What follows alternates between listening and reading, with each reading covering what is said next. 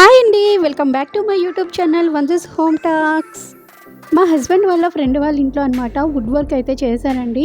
ఇలా wood work చేసిన కొన్ని పీసెస్లో అనమాట కొన్ని మంచి పీసెస్ నేనైతే పక్కన పెట్టుకున్నాను. వీటి మీద నేను డ్రా చేసి వాళ్ళకి గిఫ్ట్గా ఇద్దామని అయితే వాళ్ళ దగ్గర తీసుకున్నా. సో నాకు వీడియో అయిపోతుంది, వాళ్ళకి డెకరేట్ పీస్ కూడా అయిపోతుందని చెప్పి ఇలా అయితే నేను చేశానండి. మొత్తం అంతా పెన్సిల్ ఆర్ట్ అయితే చేశాను. పెన్సిల్తో ఆర్ట్ గీసుకున్న తర్వాత క్లే ఉంటుంది కదా, ఫెవిక్రిల్ క్లే అనమాట, నేను యూజ్ చేస్తూ ఉంటాను.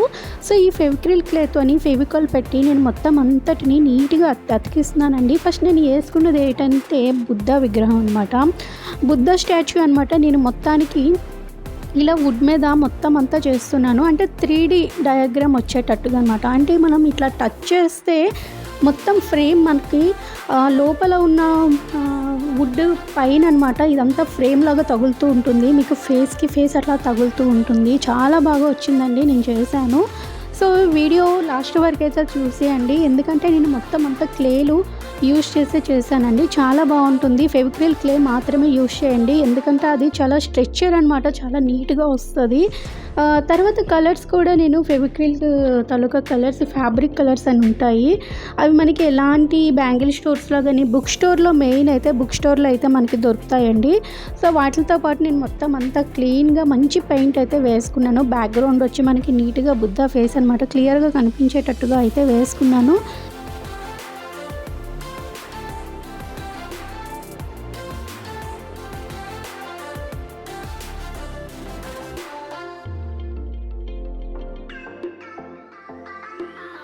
సో బుద్ధుని తాలూకా పెయింట్ అంతా ఫినిష్ అయిపోయిందండి. ఇప్పుడు ఫేస్ తాలూకా అవుటర్ లైన్ ఉంటుంది కదా, దాన్ని మనం హైలైట్ చేసుకోవాలి. ఇలా హైలైట్ చేయకపోతే మొత్తం అంతా క్లమ్జీగా ఉంటుంది. ఎందుకంటే మనం గోడకి పెట్టడం వల్ల అది ఏంటబ్బా అనే ఫీలింగ్ అయితే వస్తుంది.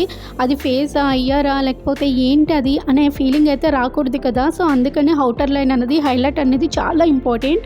సో నేను ప్రతి ఇయర్కి ఐస్కి లిప్స్కి అన్నిటికీ బ్లాక్ కలర్ ఫెవిక్రిల్ పెయింట్తో మాత్రమే అవుటర్ లైన్ అయితే చేశాను. తర్వాత ఐకి మాత్రం నేను కొద్దిగా అందులో వైట్ కలర్ అయితే పెట్టాను, అంటే బుద్ధుడు జస్ట్ హాఫ్ ఐస్ తీసి ఉంచినట్టు అనమాట. సో అందుకని అది అట్లా నేను లోపల వైట్ అయితే పెట్టానండి. ఆ వైట్ పెట్టిన వీడియో అనమాట మిస్ అయిపోయింది.